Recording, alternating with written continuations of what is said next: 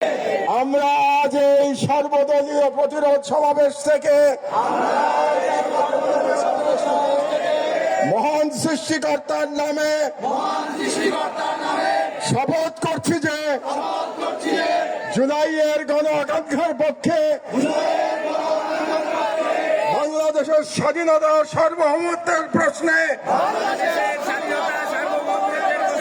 আমরা সকল দলমত নির্বিশেষে ঐক্যবদ্ধ থাকব। দেশের গণতন্ত্র, মানুষের অধিকার ও জাতীয় স্বার্থের বিরুদ্ধে যে কোনো দমনমূলক ফ্যাসিবাদী ও পরাধীনতামূলক রাজনীতির বিরুদ্ধে প্রতিরোধ গড়ে তুলব এবং ভারতীয় আধিপত্যের তাবেদার জনবিরোধী ও রাষ্ট্রের স্বার্থ বিরোধী শক্তি,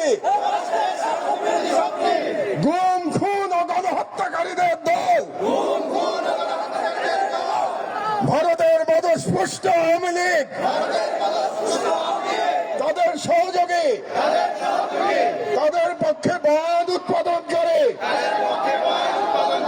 কালচারাল ফ্যাসিস্ট কাউকে এই বাংলাদেশে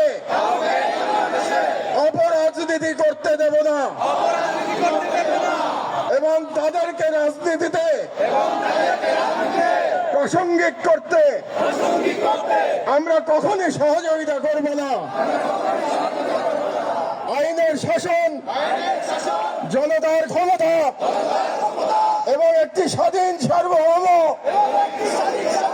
বাংলাদেশের প্রশ্নে আমরা আপোষহীন থাকব। এই মর্মে আমরা শপথ গ্রহণ করলাম।